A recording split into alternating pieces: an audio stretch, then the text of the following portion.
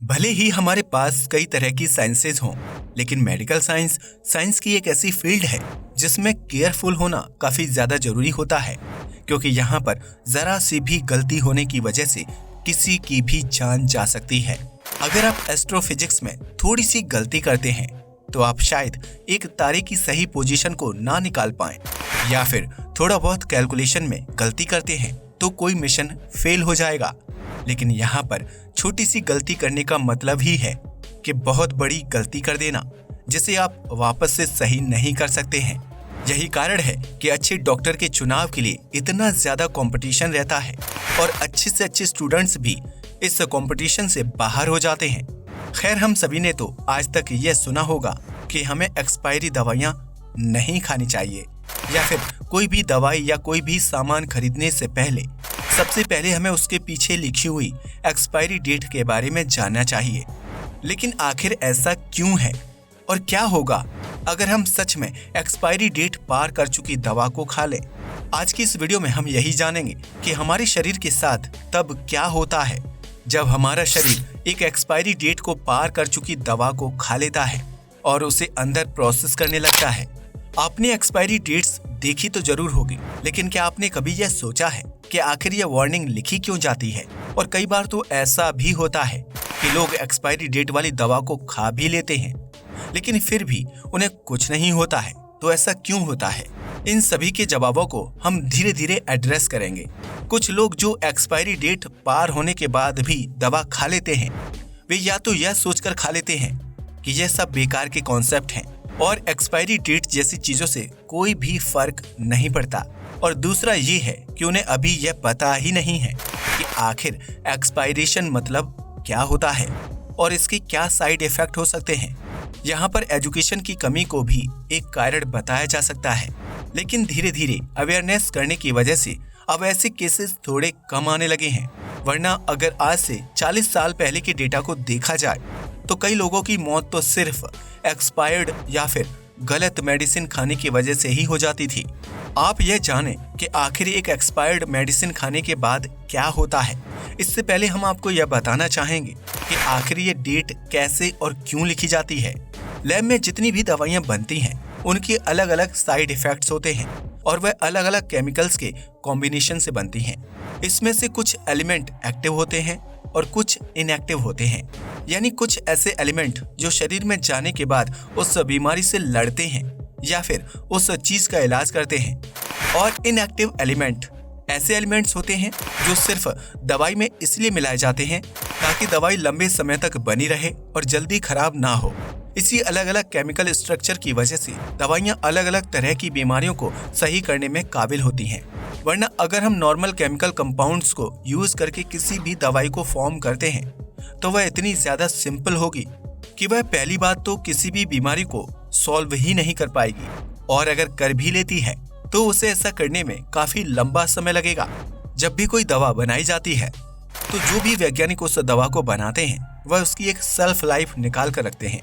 जिस तरह से हम इंसानों की उम्र होती है वैसे ही इन दवाइयों की भी उम्र होती है, जिसे सेल्फ लाइफ कहा जाता है। और अगर आप किसी भी दवा को इस लाइफ के अंदर लेते हैं, यानी इस टाइम पीरियड के अंदर खाते हैं, तो आपके ऊपर उस दवाई का असर सबसे अच्छा होगा और आप थोड़ा बहुत आसानी से अपनी बीमारी से लड़ पाएंगे। 1970 के बाद अमेरिका में बिना एक्सपायरी डेट की दवाइयां बेचना इलीगल था, और जिस दवाई में एक्सपायरी डेट नहीं दी गई होती थी उसकी फैक्ट्री को ही सील कर दिया जाता था, जो बहुत ही बड़ा कदम होता था। इससे लोगों की हेल्थ पर काफी ज्यादा असर हुआ और लोगों की गलत मेडिसिन या फिर खराब मेडिसिन खाने से मौत कम होने लगी। अगर आप एक दवा को तब खाते हैं जब वह अपनी सेल्फ लाइफ में ही है तो उसकी एक्टिविटी मैक्सिमम होती है, जिसकी वजह से वह दवाई बहुत अच्छे से काम करती है। इन सभी चीजों को एक शब्द में एफिकेसी बोला जाता है। किसी भी दवाई का जितना ज्यादा एफिकेसी लेवल होगा वह दवा उतनी ही ज्यादा स्ट्रांग होगी और उतने ही अच्छे से काम करेगी। अगर इसका उल्टा होता है, यानी दवाई अपने सेल्फ लाइफ में नहीं है और आप उसे बाद में खा रहे हैं, तो सबसे पहली बात तो वह दवा शायद ही आपके ऊपर असर करे, और अगर वह असर करती भी है तो उसके कई सारे साइड इफेक्ट हो सकते हैं जो शायद आपका शरीर ना झेल पाए और आपके दूसरे बॉडी पार्ट्स को खराब कर दे।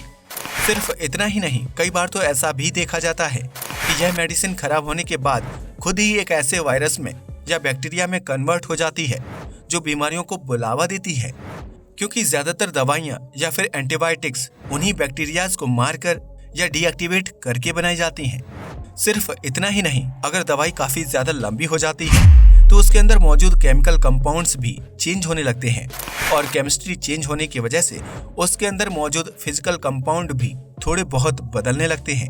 यानी उसकी फिजिक्स भी पूरी तरह से चेंज होने लगती है। इसका मतलब यह हुआ कि वह दवा जिस पर्पस के लिए बनाई गई थी वह अब उसे पूरा नहीं कर पाएगी, क्योंकि वह दवा अब पुरानी वाली दवा रहेगी ही नहीं, वह कुछ और ही बन गया है, जिसे हम न्यूअर केमिकल कंपाउंड कहेंगे। अब फिजिकल चेंज इस तरह का चेंज होता है जिसे हम आसानी से नोटिस कर सकते हैं, जैसे शेप में चेंज होना या फिर कलर में चेंज होना। इसलिए जब दवाई के केमिकल कंपाउंड में थोड़ा बहुत बदलाव होता है और उसकी वजह से उसके फिजिकल अपीयरेंस में थोड़ा बहुत भी चेंज आता है तो हमें ज्यादातर वह दवा गलती हुई दिखाई देती है, या फिर उसका कलर भी कई बार चेंज हो जाता है, जिससे हमें यह पता चल जाता है कि वह दवा अब खराब हो चुकी है। आपको यह जरूर जान लेना चाहिए कि वैज्ञानिकों को और डॉक्टर को खुद ही नहीं पता होता कि आखिर दवाई कब एक्सपायर होगी, इसलिए वह मिनिमम पॉसिबल डेट को डिफाइन करते हैं, यानी उससे पहले दवा किसी भी हालत में नहीं खराब हो सकती है, क्योंकि यह बताना कि कौन सा केमिकल कंपाउंड कब चेंज होगा काफी ज्यादा कठिन है और इसे वैज्ञानिक क्या बड़ी बड़ी मशीनें भी नहीं बता पाती। अमेरिका में पिछले कुछ सालों से ऐसे केसेस बहुत बढ़ रहे हैं जिसमें लोग एक्सपायर्ड मेडिसिन को खाकर नशा करते हैं। यह इनडायरेक्ट नशा करने का एक बहुत ही फेमस मेथड है। अमेरिका में आप 21 साल से पहले कोई भी अल्कोहल कंटेंट या फिर कोई भी नशीली चीज को कंज्यूम नहीं कर सकते हैं और इसीलिए ज्यादातर टीनेजर्स इन एक्सपायर्ड मेडिसिन को खाकर नशा करने की कोशिश करते हैं। कुछ ऐसा ही करीब 10 साल पहले इंडिया में भी बढ़ गया था, जिसमें लोग कफ सिरप की पूरी बोतल ही पी जाते थे, क्योंकि उसमें थोड़ी मात्रा में ड्रग्स मिला हुआ होता था ताकि बच्चे के अंदर गर्मी जा पाए, लेकिन टीनेजर उसे पीकर नशा कर रहे थे।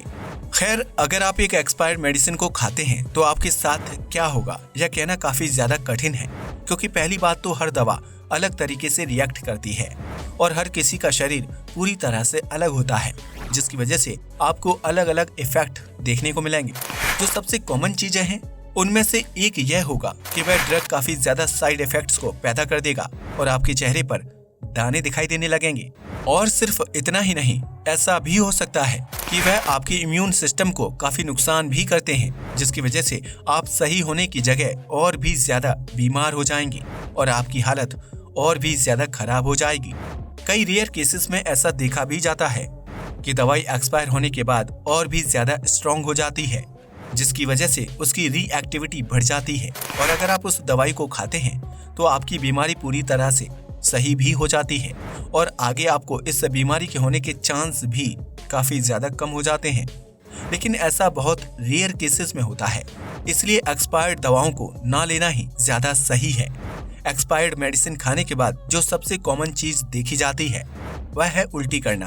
क्योंकि आपका शरीर और आपका इम्यून सिस्टम उस अलग तरह के केमिकल कंपाउंड को संभाल ही नहीं पाता और इसलिए आपका ब्रेन उस कंपाउंड को बाहर फेंकने का सिग्नल देता है, जिसकी वजह से आपको उल्टियां आने लगती हैं और आप उस ड्रग को बाहर निकाल देते हैं। आइए यह जानते हैं कि अगर आपके पास एक दवा है जो एक्सपायर हो चुकी है तो आपको उसके साथ क्या करना चाहिए।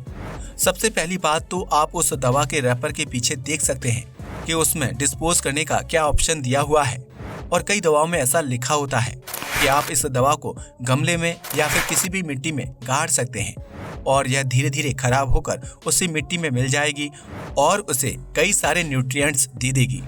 लेकिन ऐसा हर दवा के साथ नहीं होता है, क्योंकि हर दवा अलग अलग तरीके के केमिकल कंपाउंड से बनी होती है। अगर उसके पीछे कोई भी इंस्ट्रक्शन नहीं लिखे हुए हैं तो आप सिंपली मेडिकल स्टोर में ही जाकर उस दवा को वापस कर सकते हैं। इसके बदले में आपको पैसे तो नहीं मिलेंगे, लेकिन वह दवा सही हाथों में पहुंच जाएगी और उसके बाद वह मेडिकल स्टोर वाले उसी कंपनी के ऑफिस में इन दवाओं को देंगे, जहां पर इस दवा को वापस से सही तरीके से डिकम्पोज किया जाएगा और इसके कंपाउंड्स को वापस से बनाकर एक नई दवा तैयार कर दी जाएगी। अगर आपको इन सभी में से कोई भी ऑप्शन समझ में नहीं आता है तो आप उस दवा को पानी में घोलकर कहीं भी फेंक सकते हैं, जिससे वह दवा कोई भी जानवर या कोई भी इंसान वापस से उठाकर ना खा पाए। अगर आप सिर्फ इतना ही करते हैं तो आप एक्सपायर्ड मेडिसिन के साथ काफी सही से ट्रीटमेंट कर रहे होंगे,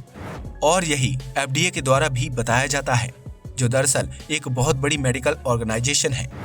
अगर बिल्कुल पॉइंट पर रहते हुए बात की जाए तो हम यह कहना चाहते हैं कि आपको एक्सपायर्ड मेडिसिन नहीं लेनी चाहिए, क्योंकि कई बार तो ऐसा हो सकता है कि एक्सपायर्ड मेडिसिन आपको पूरी तरह से सही कर दे या फिर आपको कोई भी बीमारी या साइड इफेक्ट ना हो। लेकिन ज्यादातर केसेस में ऐसा देखा जाता है कि एक्सपायर्ड मेडिसिन कंडीशन को सही करने की जगह और भी ज्यादा बिगाड़ देती हैं, जिसकी वजह से आपको और भी ज्यादा दवाएं लेनी पड़ती हैं। इससे अच्छा है आप सतर्क रहें और हर चीज बिल्कुल समझ कर करें। अगर आपके पास एक्सपायर्ड मेडिसिन मौजूद है तो उसको आप अपने आसपास के मेडिकल स्टोर में जाकर वापस कर सकते हैं, लेकिन अगर कोई मेडिकल स्टोर वाला उसे नहीं लेता है या उसे सपोर्ट नहीं करता है तो आप खुद ही उसे पानी में घोलकर बाहर फेंक सकते हैं, जिससे किसी को भी कुछ भी नुकसान नहीं होगा। अब आपको एक बात हमेशा ध्यान रखनी है कि जब भी आप मेडिकल स्टोर पर दवाई खरीदने जाएं तो हमेशा उस दवाई की एक्सपायरी डेट जरूर देखें,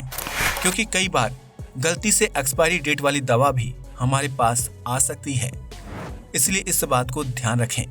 दोस्तों, ऐसे ही अगर आप और भी किसी टॉपिक्स पर वीडियो चाहते हैं तो हमें नीचे कमेंट बॉक्स में बता सकते हैं। वीडियो पसंद आया हो तो इसे लाइक और शेयर कीजिएगा, साथ ही चैनल को भी सब्सक्राइब कीजिएगा। जय हिंद दोस्तों।